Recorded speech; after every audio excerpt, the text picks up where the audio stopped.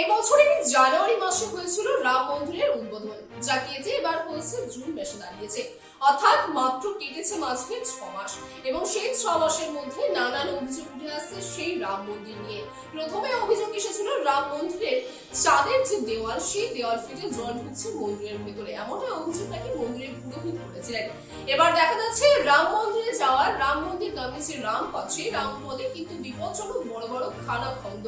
যার ফলে যে কোনো সময়ে যে কোনো, মূলত বলতে পারেন যে পরিস্থিতির সৃষ্টি হতে পারে, যে কোনো দুর্ঘটনা ঘটতে পারে, এমনটাই কিন্তু অভিযোগ উঠছে। আর রাজনৈতিক মতদর্শীদের মতে বলা যায় যে এই রাম মন্দিরকে সামনে রেখে 2024 লোকসভা নির্বাচনে মাঠে নেমেছিল বিজেপি, কিন্তু তা সত্ত্বেও তাদের মন মতো প্রত্যাশা কিন্তু এই নির্বাচনে তারা পায়নি এই অযোধ্যা থেকে। তার ফলে কি এই ফলাফল, এমনটাই কিন্তু প্রশ্ন উঠছে। যদিও সেই সমস্ত প্রশ্ন কিন্তু সমূলে ওঠার আগে যোগী আদিত্যনাথের সরকার যুক্তি দিয়ে এবং জরুরি পদক্ষেপের মাধ্যমে সেই বক্তব্য বা বলতে পারেন সেই যে বিতর্ক, সেই বিতর্ককে বন্ধ করার চেষ্টা করছে। ঘটনাচক্রে আপনাদের জানিয়ে রাখি যে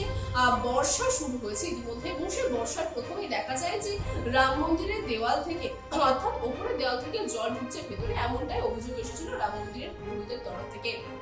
যদিও সেই অভিযোগকে সম্পূর্ণভাবে উড়িয়ে দিয়েছে রাম মন্দির কর্তৃপক্ষ, এবং তারপরে দেখা যায় যে মাঝে 7 দিন টানা বৃষ্টিপাত হয়, এবং তারপরে রাম মন্দির গামী যে রামপথ, সেই রামপথে নাকি বড় বড় খানা খন্দের সৃষ্টি হয়েছে, এবং সেই খানা খন্দের সৃষ্টি হওয়ার পর থেকে কিন্তু তার সোশ্যাল মিডিয়া ভাইরাল হয়, এবং সোশ্যাল মিডিয়া ভাইরাল হওয়ার সঙ্গে সঙ্গে কিন্তু দেখা যায় যোগী আদিত্যনাথের সরকার সে বিষয়ে কড়া ব্যবস্থা নেয়। আর সে বিষয়ে পিডব্লিউডির 3 ইঞ্জিনিয়ারকে কিন্তু ইতিমধ্যে সাসপেন্ড করে দেওয়া হয়েছে যোগী আদিত্যনাথের সরকারের তরফ থেকে। এবং তার পাশাপাশি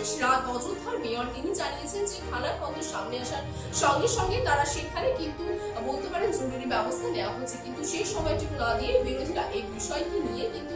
মূলত সমালোচনার পর্যায়ে নেমে পড়েছে। এবং অন্যদিকে যে রাম মন্দিরে যে দেওয়াল ফেটে যে জল পড়ছে ভিতরে, সেই বিষয় নিয়ে কিন্তু রাম মন্দিরে যে কর্তৃপক্ষ তাদের তরফ থেকে জানানো হয়েছে যে রাম মন্দিরে এখনো দোতলায় কাজ চলছে, এবং সেখানে বেশ কিছু জায়গা ছাদের অংশ ফাঁকা রয়েছে, সেখানে পাইপের মাধ্যমে জল হয়তো ভেতরে ঢুকেছে, কিন্তু গর্ভগৃহে কোনো জল ঢুকে নেই, এমনটা কিন্তু রাম মন্দির কর্তৃপক্ষের তরফ থেকে জানানো হয়েছে। তবে কোনটা ঠিক কোনটা বেঠিক এখনো কিন্তু সেটা সকলের সামনে এসে পৌঁছায়নি। তবে প্রশ্ন এটাই থেকে যাচ্ছে, যেটা কিনা রাজনৈতিক মহলে উঠছে বারবার, যে এই অযোধ্যা থেকে যে প্রত্যাশিত ফল বিজেপির তরফ থেকে আশা করেছিল, সেই ফল কিন্তু এবার বিজেপি পায়নি, যার ফলে কি এই ফলাফল এখন এই মুহূর্তে সেই রাম মন্দিরে, যেটি কিনা মূলত জানুয়ারি থেকে জুন অর্থাৎ 6 মাসে কিন্তু কেবল শুধুমাত্র অতিক্রমণ হয়েছে, এবং সেই 6 মাসের মধ্যে রাম মন্দির থেকে শুরু করে রাম মন্দিরে যাওয়ার যে রামপথ, সেই রামপথের কিন্তু